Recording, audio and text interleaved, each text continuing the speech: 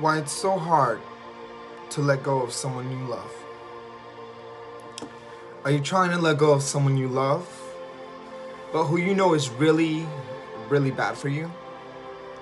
Has the person who you love decided he or she no longer loves you?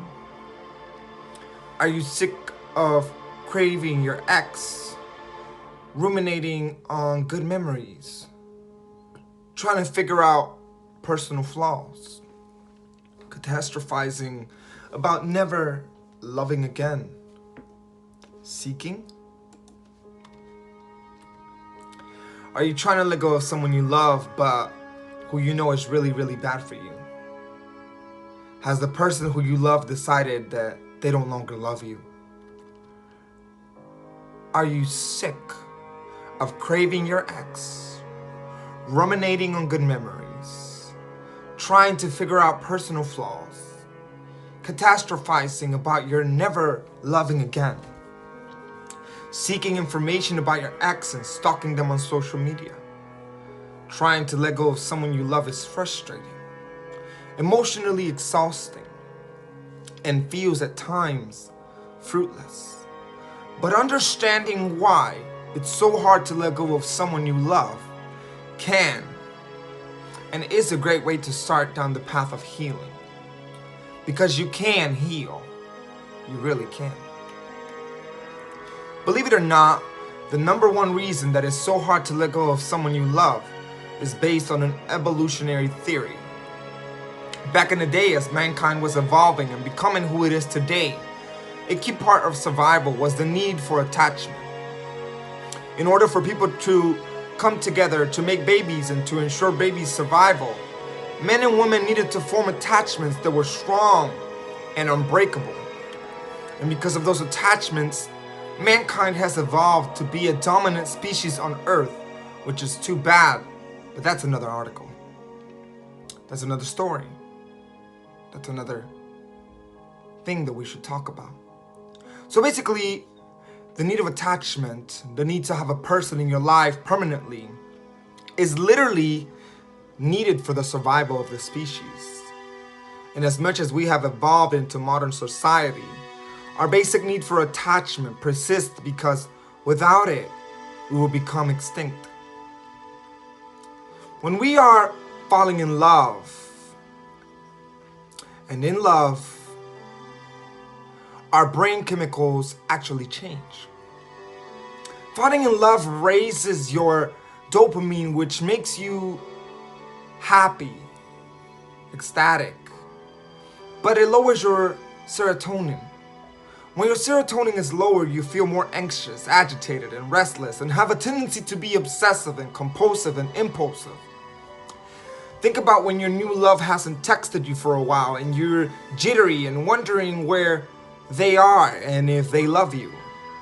As the relationship stabilizes into a secure attachment, dopamine is replaced by more serotonin and oxytocin, both of which combine to make you want to nest and feel calmer. When we're fully settled and attached, the brain produces oxytocin. This chemical is fed by spending time together, doing chores, having sex, etc.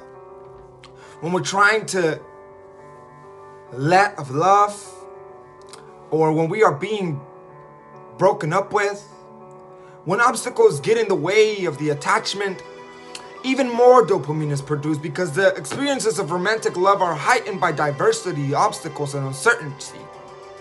The increase in dopamine means the feelings of love get intensified, which means we fall deeper in love with our person at the prospect of being left. Finally, when our person has left and we're all alone, we are left literally craving the chemicals that have been in our body throughout the relationship. Kicking this craving will be like kicking alcohol or tobacco. It will be really hard. But like alcohol and tobacco, the longer you stay away from it, the less you crave it.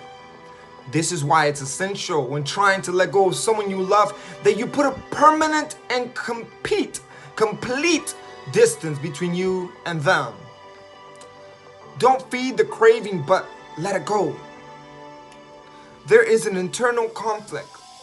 There are three parts of the brain: the brain stem, which is responsible for bodily functions, the limbic brain, which regulates emotions and attachments, and the neocortex, which regulates executive functioning. The limbic brain and the neocortex have very difficult time communicating. You know how you know that a relationship should be over, but you just can't let it go because you don't feel like it's over. That's because the two parts of your brain aren't communicating. We stay in a relationship that doesn't serve us because our logical brain knows that the attachment is unhealthy, but the limbic brain needs the attachment to exist and to survive. This internal conflict is something that you can't control when you first break up, but like the chemicals, with time the neocortex will prevail.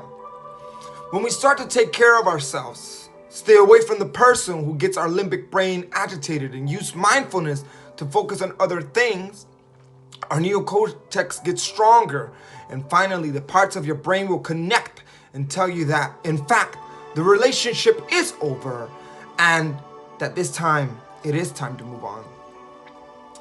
A decimated self-esteem. There's nothing more personal than being left by someone you love.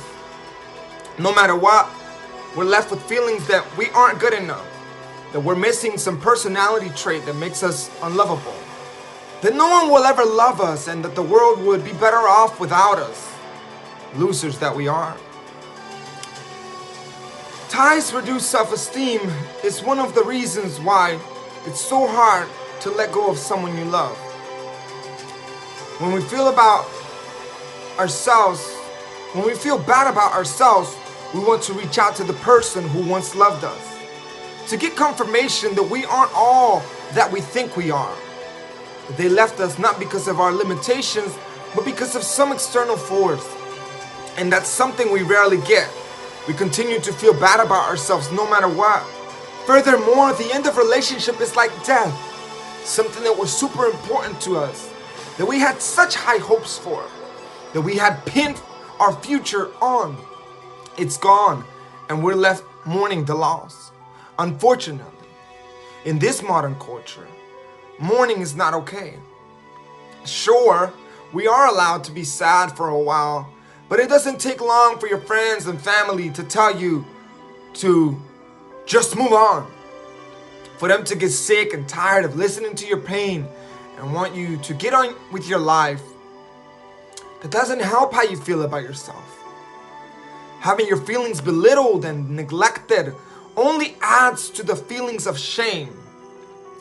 Not only has our love abandoned us, but so too our family and friends.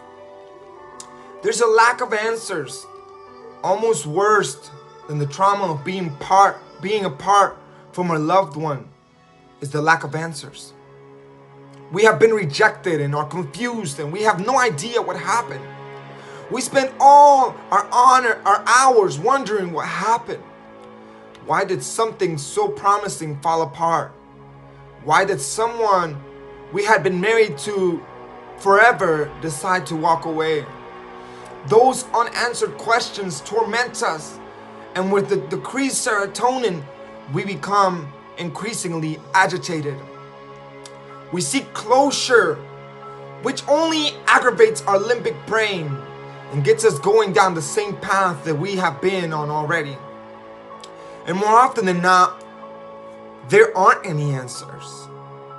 This is about me, not you. I just need to spend time alone. None of these answers will be enough to calm your aching heart. If you can try to disregard the questions, knowing that you might not get the answers that you seek, then it might help you move on more quickly. I know that you're in a lot of pain right now because you have a lot to let go of. You have to let go of someone that you love. There might truly be nothing worse than a broken heart, but you can survive it.